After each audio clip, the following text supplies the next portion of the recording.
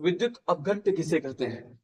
वे सभी पदार्थ जो जल में जाने पर आयनों में टूट जाते हैं उन्हें आप विद्युत अपघट्य बोलेंगे। लिख लीजिए, वे सभी पदार्थ जो जलीय विलयन में आयनीकृत हो जाते हैं विद्युत अपघट्य कहलाते हैं। आप सोच रहे होंगे कि जल में आयनीकृत पदार्थ क्यों हो जाते हैं, तो दरअसल जल के पास एक पावर है, उस पावर का नाम है जल का परावैद्युतांक, इंग्लिश में dielectric constant of water, जल का परावैद्युतांक। ठीक, यह एक ऐसी पावर है जो दो आयनों के बीच के आकर्षण को तोड़ देती है। जैसे Na+Cl- आकर्षण से बने इलेक्ट्रोस्टैटिक फोर्स, वैद्युत आकर्षण बल है ना। अब पानी आया, पानी के पास डाई इलेक्ट्रिक कांस्टेंट है, मारा उसी से दाग से, Na+ अलग Cl- अलग, रिश्ता टूट गया। जब रिश्ता टूट तो अलग हो जाएंगे। इस वजह से याद रखना dielectric constant of water, याद रखना बेटा इसको। इसी की वजह से जो है पानी में आयनिक कंपाउंड टूट जाते हैं। तो वही डिफिनेशन लिख लीजिए, वे सभी पदार्थ जो जलीय विलयन में आयनीकृत हो जाते हैं तो आयन टूट जाते हैं। ठीक है, आयनों में टूट जाते हैं, आयनीकृत हो जाते हैं, विद्युत अपघट्य कहलाते हैं। विद्युत अपघट्य लिख सकते हो, लिख लिया। इसमें एग्जांपल की बात चाहते हो क्या? हाँ देख लो, जैसे नमक NaCl, KCl बहुत हो जाएंगे, NaOH बहुत हो जाएंगे। ऐसे कोई पदार्थ जो प्लस माइनस हो, Na+Cl- K+Cl- Na+OH-, बहुत से पदार्थ हो जाएंगे, कितना लिख रहे हैं। हाँ, अब आते हैं इसके हम टाइप्स में।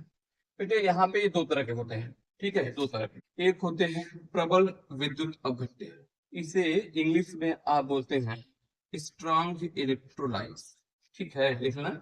और एक होते हैं दुर्बल विद्युत अपघट्य, वीक इलेक्ट्रोलाइट, ठीक है, इंग्लिश। अभी क्या, ये तो आप याद हो गया, वे सभी पदार्थ जो जलीय विलयन में आयनीकृत हो जाते हैं विद्युत अपघट्य कहलाते हैं। अब इसकी बारी आ रही है, तो जाहिर सी बात है जब इनकी बात की जाएगी तो प्रबल का मतलब जो वे विद्युत अपघट्य जो जलीय विलयन में पूर्ण रूप से आयनित हो जाते हैं।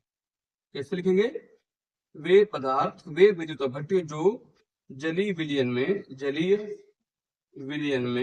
पूर्ण रूप से आयनित हो जाते हैं, प्रबल विद्युत अपघट्य कहलाते हैं। पूर्ण रूप से 100% आयनित हो जाए वो कहलाएंगे प्रबल विद्युत अपघट्य। वे विद्युत अपघट्य जो जलीय विलयन में पूर्ण रूप से आयनित हो जाते हैं या आयनीकृत हो जाते हैं, प्रबल विद्युत अपघट्य कहलाते हैं। तो यह पूर्ण रूप से नहीं, दुर्बल है तो कम होंगे, और क्या मतलब, वे विद्युत अपघट्य जो जलीय विलयन में, जलीय लिखिए साथ में, विलयन में आंशिक रूप से, आंशिक मतलब पार्शियली, आंशिक रूप से आयनीकृत हो जाते हैं, आयनित या आयनित हो जाते हैं, आयनित हो जाते हैं, ठीक है, वो यहाँ जाएंगे। आंशिक रूप से याद रखना है, सब क्या है, आंशिक रूप यानी पार्शियली। इसमें क्या लिखा था, पूर्ण रूप से, तो इससे आप बोलेंगे दुर्बल है। और जाहिर सी बात है जब इसमें अगर आपसे पूछा दोनों में से कि कौन ज्यादा अच्छा चालक होगा, प्रबल विद्युत अपघट्य या दुर्बल विद्युत अपघट्य, जाहिर सी बात है जब ये पूर्ण रूप से आयनित हो जा रहे हैं तो इसमें आयन ज्यादा होंगे, और आयनों की वजह से करंट का प्रवाह हो रहा है, तो जब आयन ज्यादा होंगे तो ज्यादा प्रवाह होगा, ज्यादा प्रबल होंगे, ज्यादा अच्छा कंडक्टर होंगे। इसमें आंशिक रूप से टूट रहे हैं, मतलब सभी आयन फ्री नहीं होंगे।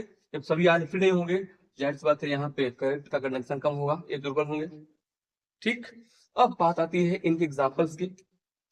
ठीक है, एग्जांपल्स बेटे आप ऐसे याद कर लीजिएगा। इसी एग्जांपल की बात करेंगे हम इसमें, तो फर्स्ट ए के साल्ट सब याद करना, ठीक है, फर्स्ट ए वाले साल्ट सभी याद करना, इसमें आ जाएंगे। यानी कि फर्स्ट ए समूह, समूह की धातुओं के लवण, धातुओं के लवण ले सकते हैं, जैसे NaCl हो गया, KCl हो गया, ठीक है ना, NaBr हो गया।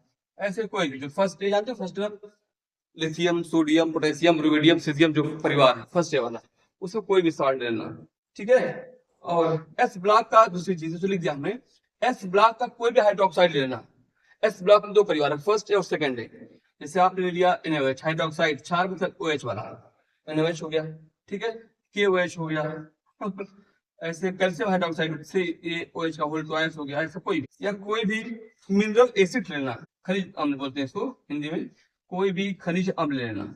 खनिज अम्ल का मतलब जो प्रकृति में अम्ल पाए जाते हैं, जैसे HCl हो गया, HNO3 हो गया, HNO3 H2SO4 हो गया, कोई भी उसमें लेना, प्रोल सब आ जाएंगे। बहुत ढेर सारे एग्जाम्पल आपके पास हो जाएंगे, डिफिनेशन के साथ ऐसे लिखना होता है केवल। और कंप्लीट एग्जाम में कॉलेज पूछता है आपसे कि इसमें कौन अच्छा चालक होगा।